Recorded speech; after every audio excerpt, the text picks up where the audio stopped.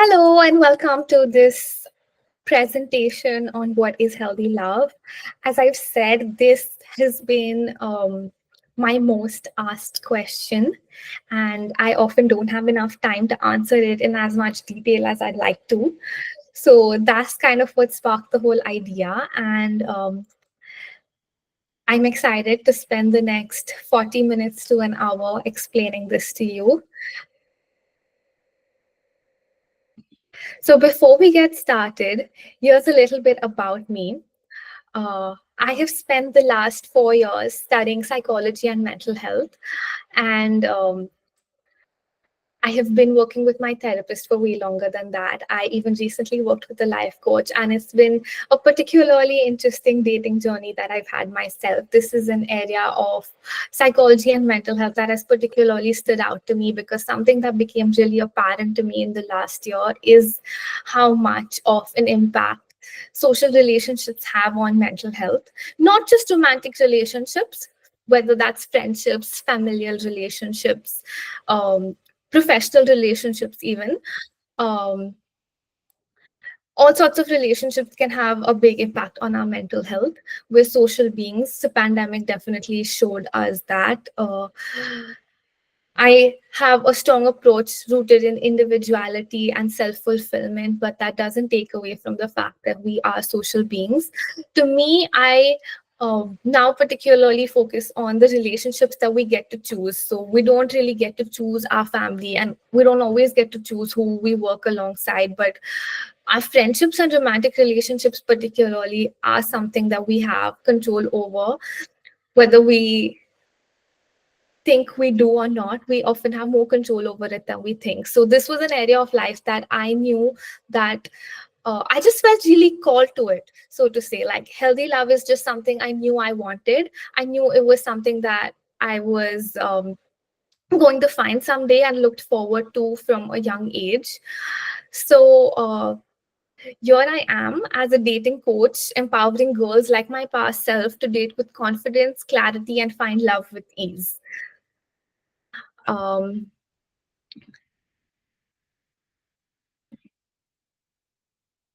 So let's start by breaking it down very simply. Healthy love. Let's break down each word one at a time. So, the word healthy. Even though healthy love is it can be quite complicated. I'm going to be simplifying it as much as possible.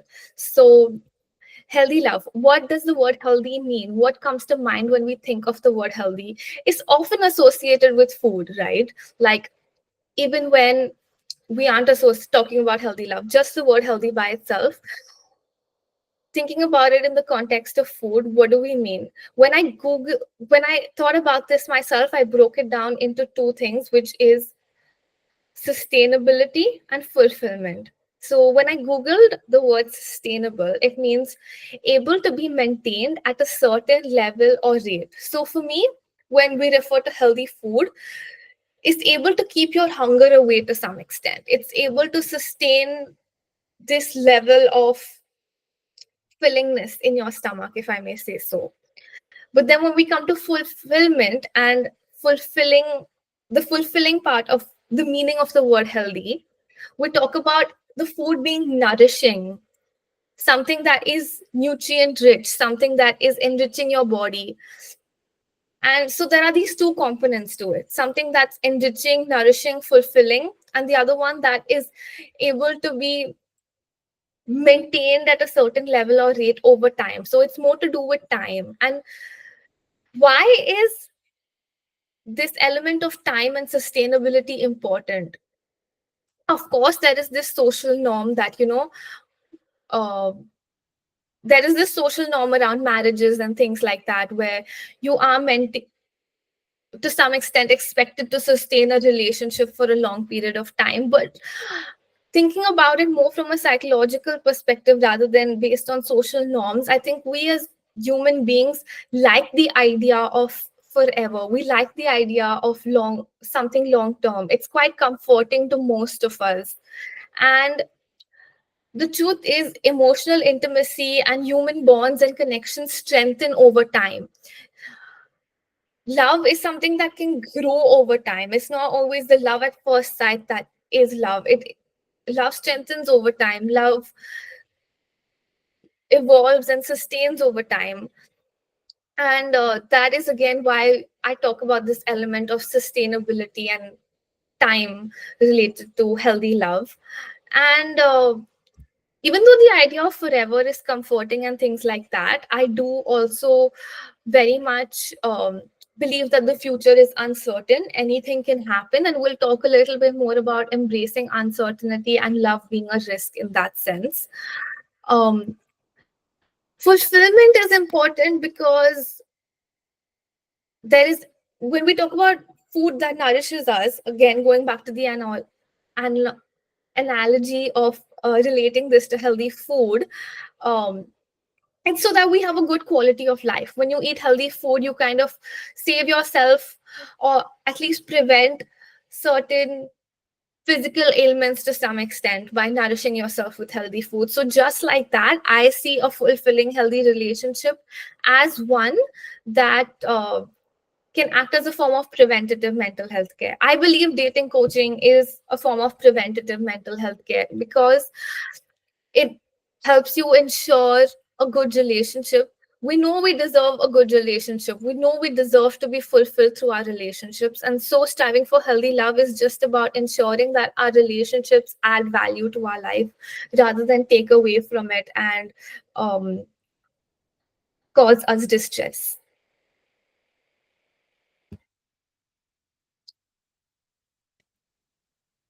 Next up, breaking down the word love. This is, I gotta say, not the encompassing definition of love because that is way too complicated. But as much as I've tried to break it down, I've broken it down into admiration and desire. And this is again thinking of love in a very generic sense, whether you want to say, I love my sibling, I love my parent, I love this particular outfit, I love this brand. Everything that we love or claim to love is something that we admire and desire. Now, I mentioned like non romantic love as well. Like, let's say the love for my parent. I admire them. I mean, with parents, it can be complicated, it can be quite different. Let me just say, with a friend, let's say I love my friend.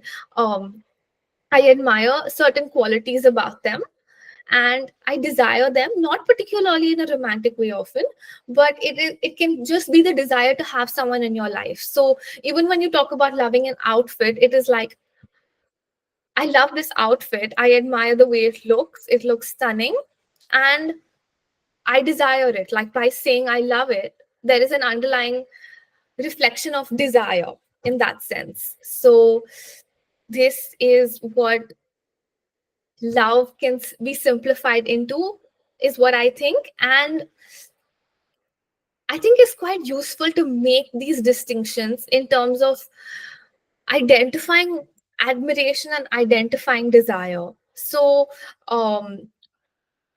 what I think is quite useful to take a minute to do is thinking of someone you admire but not desire, someone you desire but not admire, and then possibly someone you admire and desire.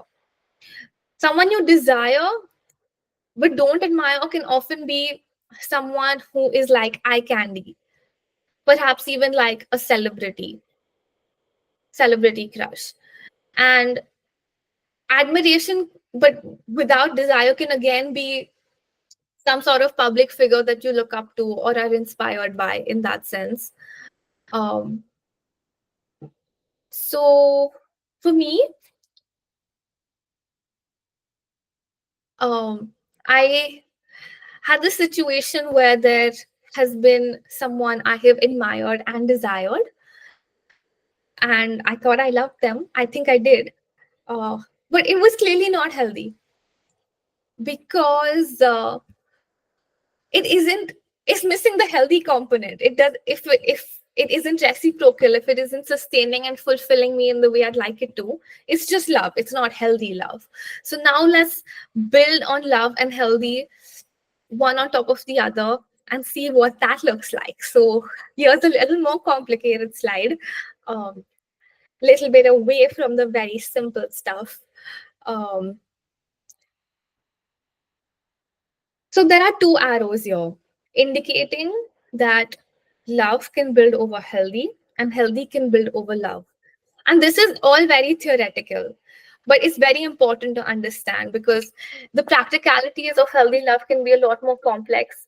Things can happen in parallel, but just to keep things simple and straightforward, we'll look at these options one at a time.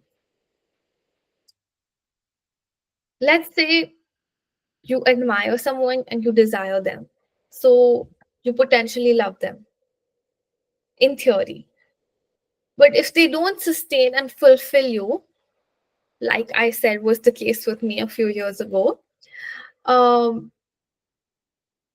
that's when it becomes important to think about whether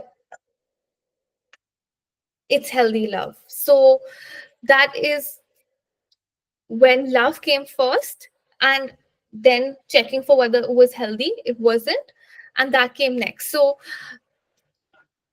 there is this possibility that when you love someone, you then build a connection with them and test for whether you can create healthy love by testing for whether it sustains and a relationship with them can be sustaining and fulfilling. The other option is when you meet someone who has the potential to sustain and fulfill you, where that is kind of out of the way in theory. Oftentimes, this happens with arranged marriages where people are introduced to someone through their parents, and their parents have kind of ensured that this is someone who would be able to fulfill and sustain my child. And actually, this is something that parents think about from a very practical perspective. But when I talk about healthy love, it also has got to do with fulfillment and sustainability in an emotional context, not just um,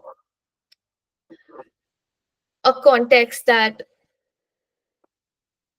is practical from a parent's point of view. So each one's definition of healthy will be different, and that's something we will come to a little later on in the presentation. But the point I'm trying to make right now is that once that box is checked, once there is this clear idea that this could be a healthy relationship, then you go to see whether there is the potential for you to admire and desire them. And if there is the potential for love to then grow on top of a healthy relationship. And this is something that seemed quite alien to me at first because I was like, you gotta like be attracted to someone, you gotta like be drawn to someone at first. But over time, and having spoken to like married couples of several years, like over 30, 40 years, I've come to realize that love can actually build. Like you can grow to admire and desire someone over time. And that can be quite beautiful as well. Neither one of these ways is better than the other. Whether love builds on healthy and healthy builds on love, as long as the end result is healthy love, it's all good. Moving on to our next slide.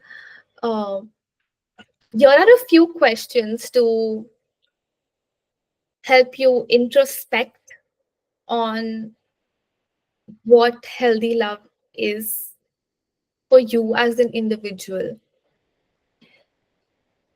Sustainability, fulfillment, admiration, desire, they don't look the same for every person. So, thinking about what your expectations are, what would your partner have to do for you to be able to maintain a relationship with them? What are you willing to do for your partner or your relationship to maintain a relationship with them? What would it take of them for you to fulfill you? What would you be willing to do to fulfill them? Questions like this can give you an insight into yourself and into what healthy love could look like for you, or what healthy love looks like for you. It gives you an insight into what is the love that you desire and your personalized definition of healthy. Coming to admiration and desire, what are the qualities that make someone admirable and desirable to you? What do the people that you admire have in common? What are those qualities that you can pinpoint at? What are certain qualities that you would find it hard to desire someone without? What are the qualities that you would find it hard to desire someone without? These are really useful questions to reflect on, because when you write down your answers to these things, you can then also begin to assess things like, where are these beliefs coming from? Where are these desires and thoughts coming from? Are they fear based? Because we don't want to be making any fear based decisions when we go into the process of finding healthy love. Like, let's say, um, um, does anyone want to give me an example? What would your partner have to do to sustain or fulfill you? It can be a really small thing, really specific small thing.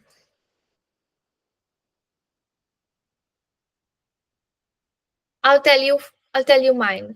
One of the things, as you will see, my whole definition of healthy love in a couple of slides. Like for me, as an individual, not as a dating coach.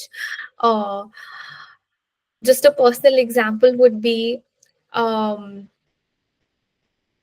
I expect to be um, acknowledged and respected, and have my point of view listened to. Um, so there's this willingness to, uh, there's this level of open mindedness that I require to feel fulfilled and sustained. So for me to feel respected in a relationship, I like my point of view to be listened to without being dismissed. And when I think of this, I got to ask myself, like, is this something that I require from my partner because I am afraid that if he doesn't respect me, things are going to go this way, like based on past fears, past experiences? This often comes up when we have expectations, like someone saying that for me to desire my partner, I would require them to have a certain skin color or not wear glasses. You know, these are things that people could have in mind, but often they are fear based decisions. They are decisions based around like societal judgment and things like that. So once you kind of reflect on what healthy and what love looks like for you, you can then kind of reflect on where these ideas are coming from, just to ensure that you're not making any love based decisions from a space of fear. And when you come up with your answers to these questions, we got to remember that there are no right or wrong answers. It's completely yours. And it's just something for you to get clear on when you are seeking healthy love. It's just something to make the dating journey a lot smoother. It's something to make your decision making a lot easier, whether to stick around with someone, whether to give someone another chance, whether to literally swipe right or swipe left on someone, you know? Because a lot of us just swipe left on a lot of people that could be potential partners. But thinking about the qualities that actually make someone a potential match for us in terms of being able to provide for our version of healthy love is something that this would help with. Uh, each one of us will have our own unique answers, like I've said. Uh, Getting clear on what your definition of healthy love is not something that is going to guarantee a certain future or a certain outcome. Like I've said, and will keep saying this, that the future is uncertain, but it's ours to create. We always have a choice. The future is ours to create.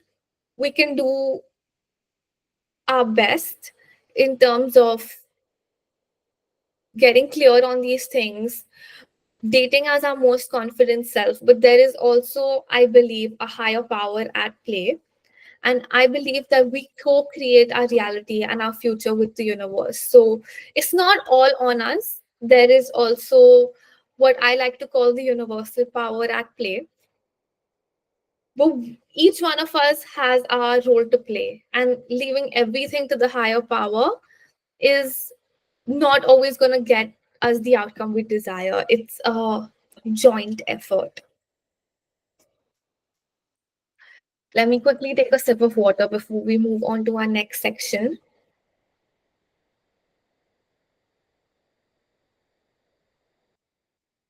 Feel free to let me know in the chat if I am going too slow, going too fast, if you have any questions, if anything is not clear, if there's something that you don't agree with, feel free to contradict me. Um, and if not, I will move on.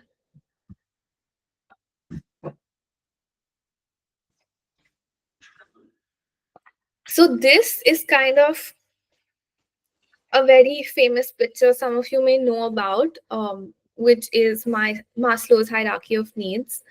And why I have put this picture here is to indicate the bare minimum. So safety needs and psychological needs, which are at the bottom, are the ones that, if they're not fulfilled, there is absolutely no possibility of healthy love. So, what do I mean by this? Psychological needs include, like, literally the bare minimum that you need to live, like food, water, shelter, things like that. And if a relationship comes in the way of that, if anyone's coming in the way of that, denying you food, literally not letting you sleep, like, those are the bare minimum things, along with safety needs. Safety needs is to do with literally a feeling of safety, like just not being on edge, not being on fearful around this person. Like if they are making you anxious, sometimes it's completely unacceptable. Like if there are solid reasons for this, like, you know, if you are feeling threatened in any way, whether this is physically, emotionally, any form of threat to your life, your physical, mental, emotional well-being, um, healthy love is just not possible without that, because these are our bare minimum needs as a human being. And it's quite obvious, like, as people who I assume are striving for healthy love, I don't think this is something that I need to elaborate further on. Um, But this diagram's also useful to think of the top three needs in terms of love and belonging, esteem and self-actualization. Like the bottom two will pretty much look the same for everyone. But the top three layers are where things get a little more personalized and specific to each one of us. Like love and belonging is to do with the feeling of friendship, intimacy, and a sense of connectedness, as it says on this picture. Um, and the way each one of us will feel that is different. Um, I don't know if any of you have heard about the five love languages, but that can be quite a useful starting point in terms of understanding what makes us feel most loved, what makes a potential partner or a partner feel most loved, and adapting our version of healthy love accordingly. Like, let's say for me, um, actually, we'll see this in the coming slides. Let me not dive right into it now. Yeah, so I've said that healthy love will look different for each one of us. And I know what it is for me. I don't know what it is for you. So, if you came to this presentation thinking that I was going to be able to give you the answer to what it is for you, I'm sorry.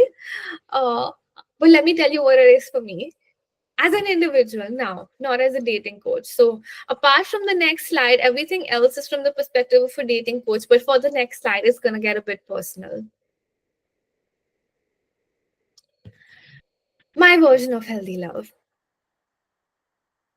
For me, the maintenance of my individuality and freedom is quite important. And to be more specific, this is about me taking my own career decisions, being able to maintain my own friendships, and being able to dress the way I want.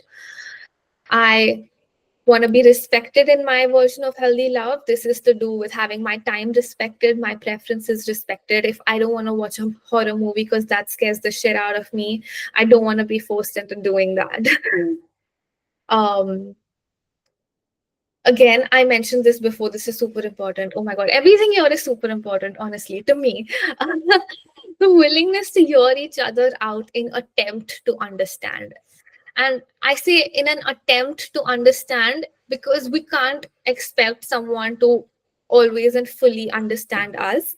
But to me, them making an attempt is good enough.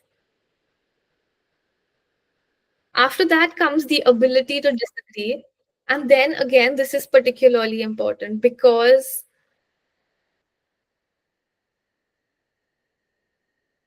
we can't possibly agree with someone on everything. Of course, we want to agree on big life decisions and big life plans, but on the day to day, if we are getting caught up in our egos trying to prove our point, we're not really gonna it just doesn't sit right for me. I gotta be able to agree to disagree with my partner. We gotta say that your point of view is this, my point of view is this. Neither of us are right or wrong. It's just different in the way we see this situation or see this particular topic. And that's all right. And move on from there. Then is the ability to feel loved and cared for. And then this is where I mentioned the five love languages. It's quite easy to take the test for the five love languages.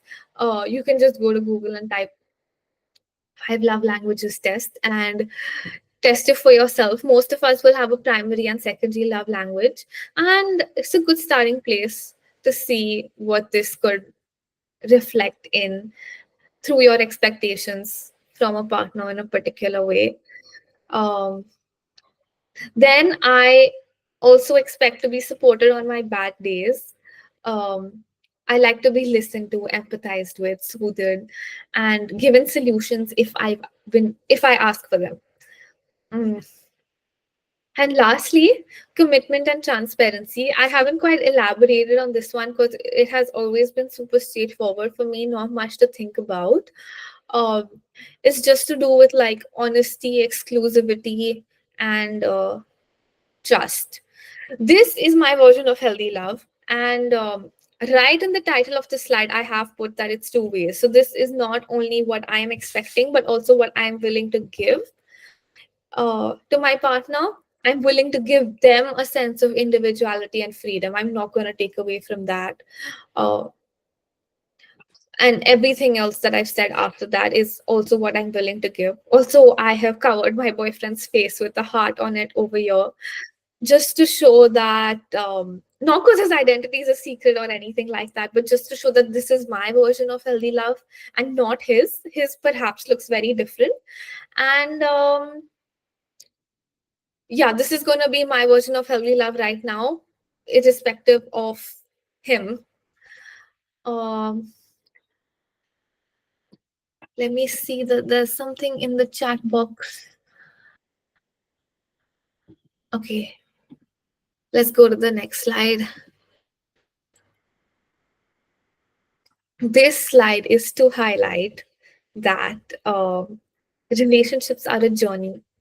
Healthy love is not something that we will just find out there. The goal has got to be to find someone you are capable of loving in a way that is satisfying for you and them. So you love them in a way that is not taking a toll on you, but also fulfilling to them. And then have the same person be capable of loving you in a way that is healthy for you and them. And I say capable of loving because it's not necessarily that this person will come into your life loving you the way you want to be loved or forming this healthy, loving relationship that you want with them. It's often a journey of learning and growing with one another. But as long as they have the capacity to fulfill you and they have that willingness to learn and grow with you, that is what stands out. Both your versions of healthy love are not the same, but despite that, you both are able to find this rhythm where you learn what healthy love looks like to them and they learn what healthy love looks like for you, and you both try to fulfill each other without losing yourselves. And I can't not mention this when talking about healthy love, particularly love in a healthy relationship. Love is a choice. So, the last point that I'm trying to make on this slide is when you decide you are willing to love and be loved by someone in a way that works for you both, that's healthy love.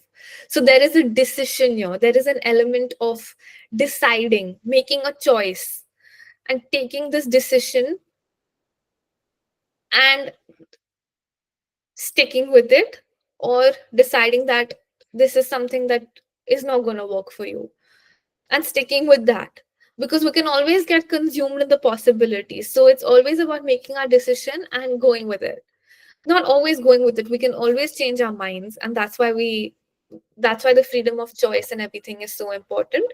But I hope you understand what I'm trying to say when I mean by finding someone who fulfills your version and having someone who is capable of fulfilling your version of healthy love and you being capable of fulfilling them. It's not that they will feel fulfilled by you right away, always.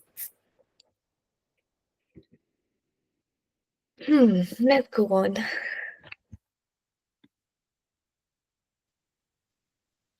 Now, what we have is a bit of a practical aspect of it. Whatever I've said until now has been quite theoretical, but in practice, what really happens is we either get stuck in a mode of analysis paralysis or we just end up free falling. And neither of them is particularly ideal.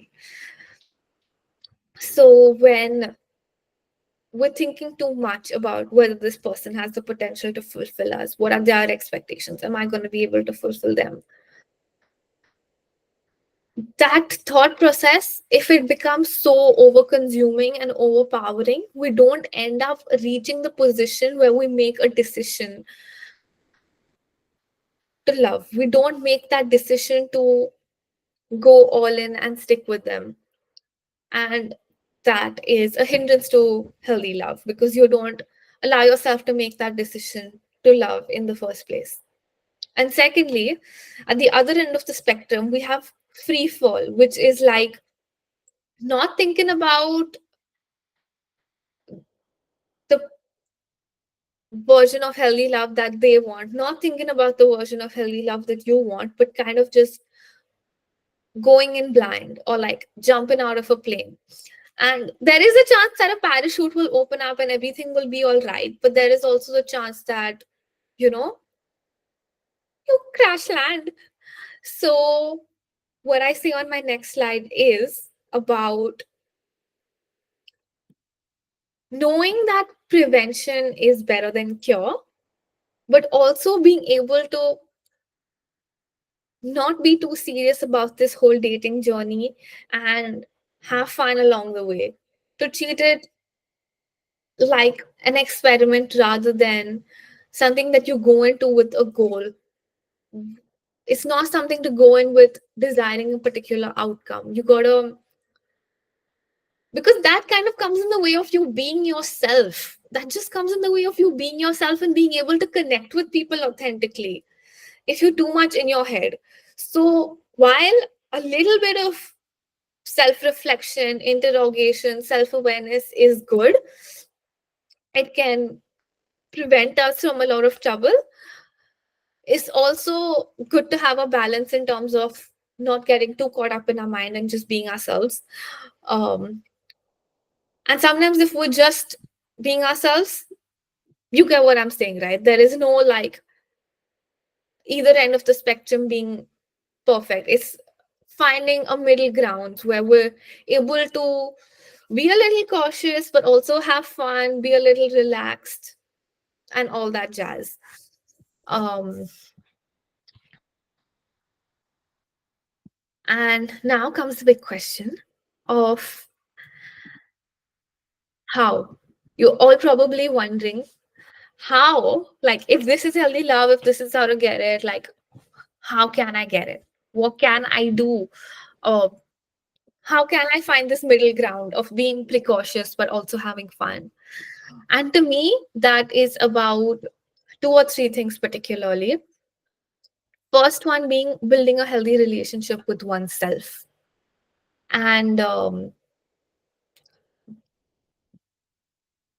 I put healthy in brackets because a lot of us wouldn't even have a bare minimum relationship with ourselves. Like, firstly, building a relationship with oneself and then making sure it's healthy. Uh,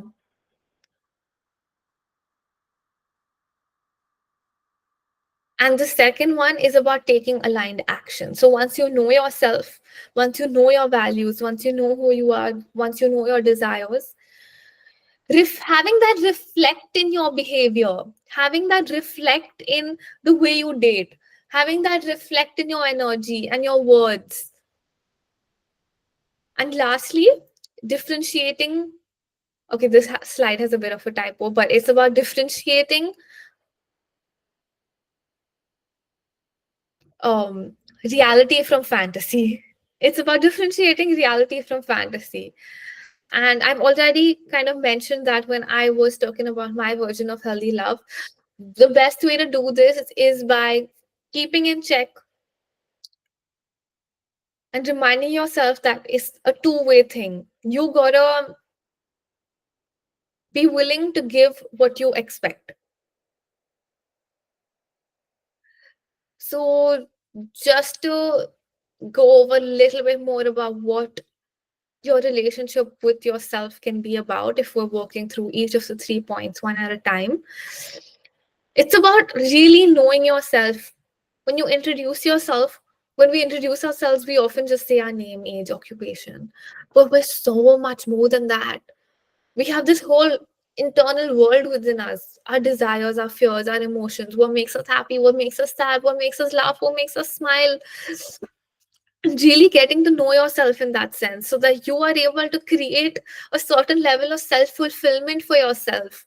I gotta say that there is this illusion that we have that when we find a relationship, we'll be happy. When we find healthy love, we'll be happy. It's happiness or like an end destination that we're looking to go to. But if we're not happy today, the chances that we'll be happy in a relationship are slim. And this can be quite a harsh truth, but that's the thing about self-fulfillment. Like, yes, a partner has got to fulfill you, but you also got to be able to fulfill yourself. You got to have this certain level of self-confidence and self-worth that allows you to act in a way that attracts someone into your life that sees you and values you for who you are. Don't let anyone walk all over you because love can be blinding. You got to have that level of self respect to make sure that you don't let that happen.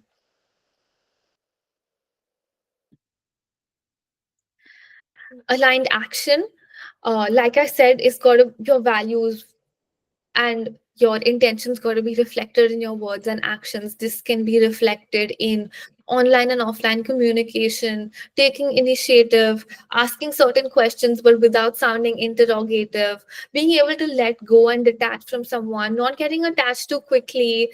And these are the things that the strategy part of dating coaching comes in for. Like the first two steps about self fulfillment and gaining clarity. So, confidence, clarity, self work, that is all like mindset shifts, so to speak. But then aligning actions with those is more to the strategy part of dating coaching. Like, would you what are you like when you approach people? What do you say? How do you text? How do you present yourself on online dating profiles? How do you show up on a first date? What do you say after the first date? And things like that. um, and I don't want to really go over the reality check again. As long as we don't have skyrocketing unrealistic expectations when we are defining what healthy love is for us, it's all going to be good. And with that, we come to the end of this presentation. It's been lovely speaking to you all today. And I just want to introduce my offer at this point. So, everything that you've heard from me is something that I help my one on one clients with. So, literally hand holding you and guiding you through the process of building self worth, self confidence, and defining what healthy love is like for you, gaining clarity on your version of it. If you're not clear on what it looks like for you, how are you going to find it? Um, so that's the basis of everything I do. And I just want to say that I am offering this at an all time low price currently. The prices are the lowest they're ever going to be. It's only going to go up from here. So I would suggest booking a call with me as soon as possible, and we can try and assess if we'd be a good fit to work together. And as most of you know, I'm at Halo Heart underscore on Instagram. So you can DM me there. You can follow me for more free, valuable content like this. And yeah, it's going to be brilliant. I'm so excited for everything that's to come. And if any of you want to sign up for a free call, I'm just going to put my Calendly link in the chat box so you can find a time slot that works for the both of us, and we can get on a call. I will tell you more about the price and scheduling and things like that. But for now, this is a 3-month offer. It can be customized to each individual. It is a 3-month offer that in which we do like weekly sessions, and you also can have me on text 5 days a week, supporting you with whatever comes up during the week. Um, and that's all I have to say. It's been so lovely doing this with y'all. Thank you.